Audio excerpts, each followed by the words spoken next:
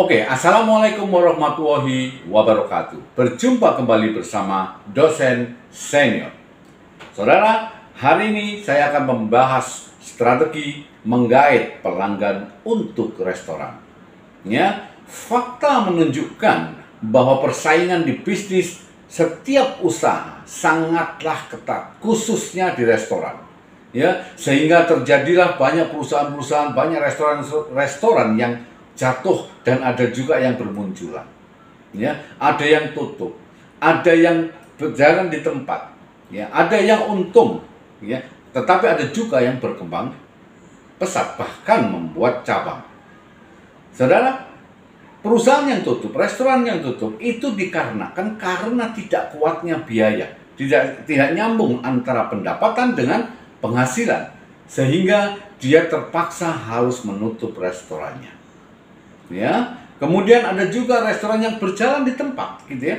Dia untung, tetapi tidak besar.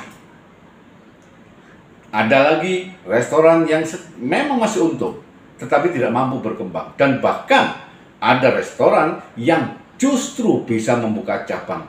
Ini kenapa? Fenomena ini terjadi kenapa? Ya, kenapa hal ini bisa terjadi? Mungkin karena kurang maksimalnya pengendalian, kontrol, dan proses pemasaran yang secara terpadu. Ya, banyak sekali pengusaha-pengusaha restoran yang salah dalam mengambil keputusan, yang salah dalam pola pikir dalam pemasaran. Mereka ya berani mengalokasikan dananya, mereka berani mengalokasikan uangnya untuk tempatnya, ya, untuk peralatannya, tetapi sangat sedikit untuk mengalokasikan dananya untuk pemasaran. Ya, dan ini sangat salah. Ya, mereka memasarkan, ya, mereka memasarkan secara asal-asalan. Ya tentu, pemasaran itu kalau dilakukan secara asal-asalan dan hasilnya pun pasti akan asal-asalan. Ya, sehingga membuat hasilnya tidak maksimal dan akhirnya restoran itu menjadi tutup kan omsetnya sedikit. Ya, hal ini disebabkan karena pengusaha-pengusaha tersebut menganggap bahwa pemasaran adalah sebuah biaya yang sangat besar. Padahal semestinya pemasaran itu adalah sebuah investasi yang harus dilakukan demi jangka panjang perusahaan itu, demi kesinambungan perusahaan tersebut. Ya, saudara, untuk menggait pelanggan, ya, untuk memaksimal omset di restoran, kita harus memperhatikan 5P, ya, plus 1S. 5P yang pertama adalah produk. Produk kita ini bagaimana? Apakah produk kita, ya, restoran kita ini apakah rasanya enak? Apakah presentasinya bagus? Ya, dan produk itu tidak hanya makanan. Produk itu bisa berupa suasananya bagaimana, ya, kebersihan restoran kita itu bagaimana, ya, suasana dan environmentnya itu membuat orang senang atau tidak, itu merupakan produk. Ya, tidak hanya makanan dan minuman. Ingat, tidak hanya makanan dan minuman. Suasana itu adalah produk di restoran itu. Sehingga orang itu nyaman datang ke sana. Sehingga orang itu ke sana itu tidak hanya makan, dia ingin menghabiskan waktu berleha-leha, dia makan sambil berdiskusi dengan partner bisnisnya atau temannya. Ya, itu kita harus lihat produk kita apakah sudah benar atau tidak. Yang pertama. Yang kedua adalah harga, price. Harga kita ini apakah kemahalan? Apakah harga kita ini terlalu murah? Atau apakah harga ini sudah sama dengan pasaran? Atau bagaimana dengan kompetitor kita? Kita harus tahu kompetitor kita ini seperti apa dan mereka menjual harga berapa, serta promo apa yang dia miliki. Maka kita harus melakukan market intelligence di sana untuk mengetahui secara detail bagaimana lawan restoran kita. Ya, kita harus menentukan harga itu. Ya, kita mesti lihat bagaimana biaya pembelian daripada kos makanan itu. Kita harus betul-betul cek bahwa pembelian itu harganya sangat bagus. Ya, Itu yang kedua, produk, kemudian harga.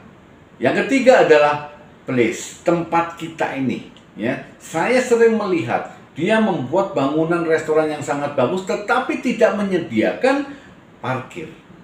Ya, dia tidak mengetahui konsepnya seperti apa, marketnya itu seperti apa, yang dituju itu siapa? Apakah anak muda, apakah anak mahasiswa, apakah keluarga atau eksekutif?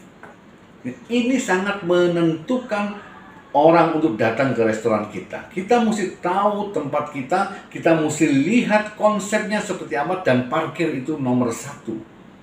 Karena bayangin ya, kalau Anda ke sebuah restoran, kalau kita ke sebuah restoran, kemudian kita bersama keluarga, tetapi tidak ada parkir untuk mobil, ini sangat membuat customer itu tidak bagus, dan artinya customer itu tidak akan kembali lagi ke tempat kita karena sulitnya mencari tempat parkir. Dan itu yang harus kita pikirkan. Ya, kita sudah ada produknya bagaimana, price-nya, dan kemudian tempatnya. Dan yang keempat adalah promosinya bagaimana, program pemasarannya bagaimana, program dan strategi untuk menggait customer bagaimana. Ya, kita harus promosikan, kita mesti undang customer kita mesti promosikan melalui online dan offline. Ya, kita undang melalui Instagram, kita promosikan melalui Facebook. Ya, kemudian kita undang influencer. Ya, kita undang para YouTuber yang bergerak di bidang food and beverage. Kita minta kepada mereka untuk mereview restoran kita. Kita promosikan semaksimal mungkin. Kita pasang banner, kita pasang umbul-umbul, kemudian kita distribusikan flyer, ya, dan itu continue. Karena continue itu akan membuat orang melihat dan kemudian akan tertanam ke pikiran mereka dan akan datang ke restoran kita. Ya, itu yang harus kita lakukan. Ya, itu yang harus kita lakukan. Kemudian P yang terakhir adalah orangnya bagaimana. Ya, karyawan kita bagaimana? Apakah dia memberikan pelayanan yang terbaik? Apakah dia menyapa customer kita pada saat dia datang? Apakah mereka mengambil order ya sesuai dengan pesanan? Itu yang di depan. Ya, yang di belakang di bagian produk, apakah dia membuat makanan sesuai dengan standar kebersihan, standar rasa, standar presentasi? Itu harus kita cek sedemikian mungkin ya, sehingga kita tahu produknya adalah produk yang terbaik. Jangan sampai begini. Hari ini masakannya enak, kemudian ganti orang ya, karena ada shift, ganti orang, kemudian rasanya berbeda. Ini yang sangat berbahaya. Dan orang ya, customer itu kalau komplain malah lebih bagus. Permasalahannya adalah kalau mereka tidak komplain ya, karena masakan kita nggak enak, mereka tidak komplain, kemudian mereka bercerita ke orang lain dan mereka tidak kembali dan orang lain tidak datang. Ini yang sangat berbahaya. Ya, itu di bagian produk, di bagian kasir misalnya. Ya, pada saat mereka bayar, terus kemudian kasir bilang, "Waduh, tidak ada kembaliannya, Pak." Ini hal yang kecil tetapi membuat customer kita akan lari. Hal ini tidak boleh terjadi. Ya, kemudian pada saat posting bill gitu ya, kemudian salah dalam postingan, ini sangat tidak boleh. Ya, hal-hal kecil ini harus diperhatikan dan ini diperlukan training. Ya, kita latih karyawan kita pastikan karyawan kita bisa memberikan pelayanan yang terbaik kepada customer, dan itu akan membuat customer menjadi nyaman. Ya, customer menjadi kembali dan mereka akan mengundang teman mereka untuk makan ke restoran kita. Ya, dan yang keenam adalah pastikan Anda memberikan komentar, ya, memberikan guest comment kepada customer Anda, ya, untuk mengetahui sampai di mana kepuasan mereka, sampai di mana komplain mereka. Dan kita harus wise, kita harus berpikir positif dan kita harus menerima segala macam kritik dan saran dari customer. Karena apa? Karena justru itulah yang kita nantikan sehingga kita bisa memperbaiki produk kita dan pelayanan kita.